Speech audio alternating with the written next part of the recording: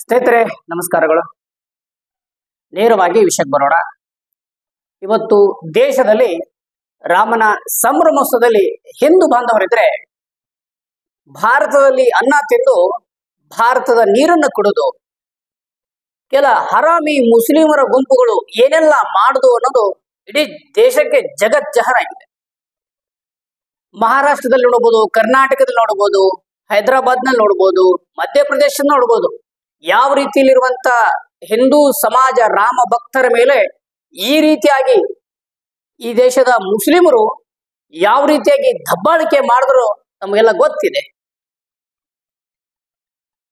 ಮಹಾರಾಷ್ಟ್ರದ ಮುಂಬೈನ ಮೀರಾ ನಗರದಲ್ಲಿರುವಂತ ಬಹುಸಂಖ್ಯಾತವಾಗಿರುವಂತ ಮುಸ್ಲಿಮರ ಏರಿಯಾದಲ್ಲಿ ಹಿಂದೂಗಳ ರಾಮ ಭಕ್ತರ ಶೋಭಾಯಾತ್ರೆ ಹೋಗ್ತಾ ಇತ್ತು.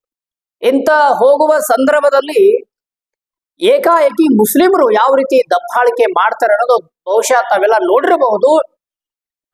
ರಾಮ ಭಕ್ತರ ಮೇಲೆ ನೇರವಾಗಿ ಕಲ್ಲಿನ ದಾಳಿ ಮಾಡ್ತಾರೆ. ಹಿಂದೂ ಹೆಣ್ಣು ಮಕ್ಕಳ ಮೇಲೆ ಬಡಿಗೆಯಿಂದ ಹೊಡಿತಾರೆ. ಬಹುಶಃ ಹಿಂದೂ ಸಮಾಜ ರಾಮ ಭಕ್ತರಿದು ನಾವೆಲ್ಲ ಅರ್ಥ ಮಾಡ್ಕೋಬೇಕು.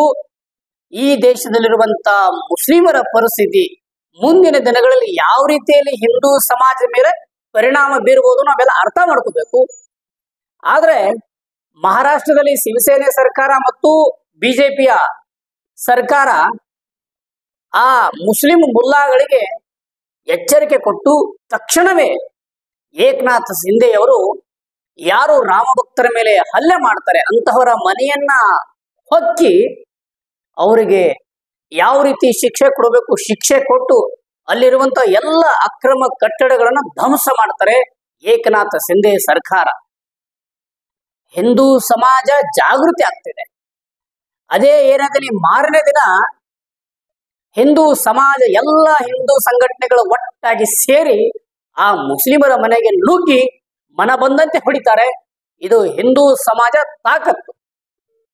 ಹಿಂದೂಗಳು ಶಾಂತ ರೀತಿಯಿದ್ದರೆ ಕುಂಭಕರ್ಣ, ಎದ್ದರೆ ಹನುಮನ ಗದೆಯಿಂದ ನಿಮ್ಮ ತಲೆಯನ್ನ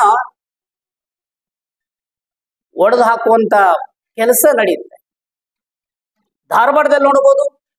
ಧಾರವಾಡದಲ್ಲಿ ರಾಮನ ಮೇಲೆ ಹಸಿರು ಧ್ವಜ ಹಾರಿಸಿ ಇದು this is for Muslim power, ಇದು ಮುಸ್ಲಿಮರ ತಾಕತ್ತು, ಮುಂದೆ ನಾವು ರಾಮ ಮಂದಿರ ಅದನ್ನ ಕೆಡವಿ ನಾವು ಮತ್ತೆ ಬಾಬರಿ ಮಸೀದಿ ನಿರ್ಮಾಣ ಮಾಡ್ತೀವಿ ಅಂತಿರುವ ಬೈಕುತ್ತಿರುವ ಹಲ್ಕ ಗಾಂಡು ನನ್ನ ಮಕ್ಕಳಿಗೆ ನಾನು ಎಚ್ಚರಿಕೆ ಕೊಡ್ತೀನಿ. ಹಿಂದೂ ಸಮಾಜ ಬದಲಾಗಿದೆ, ಬದಲಾಗ್ತಿದೆ. ನಿಮ್ಮ ಆಟ ಏನಿದ್ರು ಆ ಪಾಕಿಸ್ತಾನದಲ್ಲಿ ತೋರಿಸಿ, ಈ ದೇಶದಲ್ಲಿ ನಡೆಯಲ್ಲ ಆಟ. ಈ ದೇಶದ ಅನ್ನ ತಿಂದು ಈ ದೇಶಕ್ಕೆ ಮೋಸ ಮಾಡುವ ಹರಾಮಿ ಮುಸ್ಲಿಮರಿಗೆ ನಾನು ಒಂದು ಮಾತು ಹೇಳ್ತೀನಿ, ಹಿಂದೂ ಸಮಾಜ ಬದಲಾಗ್ತಿದೆ. ನೀವೇನಾದ್ರೂ ಹಿಂದೂಗಳಿಗೆ ಕೆಣಕಿದ್ರೆ ನಿಮಗೆ ನಡು ರಸ್ತೆಯಲ್ಲಿ ಬೆತ್ತಲೆ ಮಾಡಿ ಹೊಡಿತಾರೆ ಹಿಂದೂ ಹುಡುಗರು, ಎಚ್ಚರ ಮಾಡ್ಕೋಬೇಕು. ಬಹುಶಃ ಮಧ್ಯಪ್ರದೇಶ ನೋಡಬಹುದು, ಯಾವ ರೀತಿ ಮಂತ್ರಾಕ್ಷತೆ ಹಂಚುವ ಸಂದರ್ಭದಲ್ಲಿ ಅಲ್ಲಿನ ಹಿಂದೂ ಕಾರ್ಯಕರ್ತರಿಗೆ ತೊಂದರೆ ಮಾಡ್ತಾರೆ ಮಧ್ಯಪ್ರದೇಶದಲ್ಲಿರುವಂತಹ ಹರಾಮಿ ಮುಸ್ಲಿಮರು, ಎಲ್ಲ ದೇಶದ್ರೋಹಿ ಮುಸ್ಲಿಮರು. ನಾನು ಎಲ್ಲಾ ಮುಸ್ಲಿಮರು ಹೇಳಲ್ಲ, ಯಾರು ಈ ಕೃತ್ಯದಲ್ಲಿ ಭಾಗಿಯಾಗಿದ್ದಾರೆ ಅಂತ ದೇಶದ್ರೋಹಿ ಸೊಳ್ಳೆ ಮಕ್ಕಳಿಗೆ ಹೇಳ್ತೀನಿ, ಈ ದೇಶದಲ್ಲಿ ಅನ್ನ ತಿಂದು ಬದುಕ್ತಿರಪ್ಪ ಅಂದ್ರೆ ಈ ದೇಶದಾಗೆ ಇರಬೇಕು.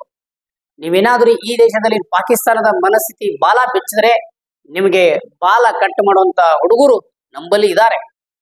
ಅದಕ್ಕೆ ಹಿಂದೂ ಸಮಾಜ ಜಾಗೃತಿ ಆಗ್ಬೇಕು. ಸಮಾಜ ಜಾಗೃತಿ ಆದ್ರೆ ಈ ದೇಶದಲ್ಲಿ ಹಿಂದೂ ರಾಷ್ಟ್ರ ನಿರ್ಮಾಣ ಮಾಡೋಕೆ ನಾವು ಪ್ರತಿಯೊಬ್ಬರು ಕಂಕಣಬದ್ಧರಾಗಿರ್ಬೇಕು. ಹಿಂದೂ ಸಮಾಜದ ಮೇಲೆ ನೇರವಾಗಿ ನಿರಂತರವಾಗಿ ದಬ್ಬಾಳಿಕೆ ಮಾಡುತ್ತಿರುವ ದೇಶದ್ರೋಹಿ ಮತಾಂಧರ ಗುಂಪು, ಅದರ ವಿರುದ್ಧ ನಾವೆಲ್ಲ ಹೋರಾಟ ಮಾಡೋಕೆ ಪ್ರತಿಯೊಬ್ಬ ಕೈ ಜೋಡಿಸ್ಬೇಕು. ಅಂದಾಗ ಮಾತ್ರ ಸಮಾಜ ಜಾಗೃತಿ ಆಗುತ್ತೆ.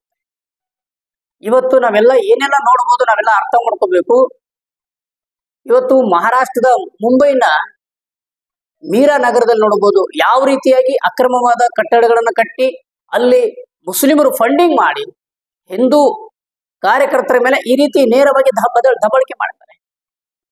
ಬಹುಶಃ ಅಲ್ಲಿ ಏನಾದ್ರೂ ಕಾಂಗ್ರೆಸ್ ಸರ್ಕಾರ ಇತ್ತಂದ್ರೆ ಅವರಿಗೆ ಪ್ರೋತ್ಸಾಹ ಮಾಡ್ತಾರೆ. ಆದ್ರೆ ಅಲ್ಲಿ ಶಿವಸೇನೆ ಸರ್ಕಾರ ಮತ್ತು ಬಿಜೆಪಿಯ ಜಂಟಿಗಿಡುವಂತ ಸರ್ಕಾರ ಇವತ್ತು ಆ ಮುಸ್ಲಿಂ ಗುಂಡಾಗಳಿಗೆ ನೇರವಾಗಿ ಎಚ್ಚರಿಕೆ ಕೊಟ್ಟಿದೆ.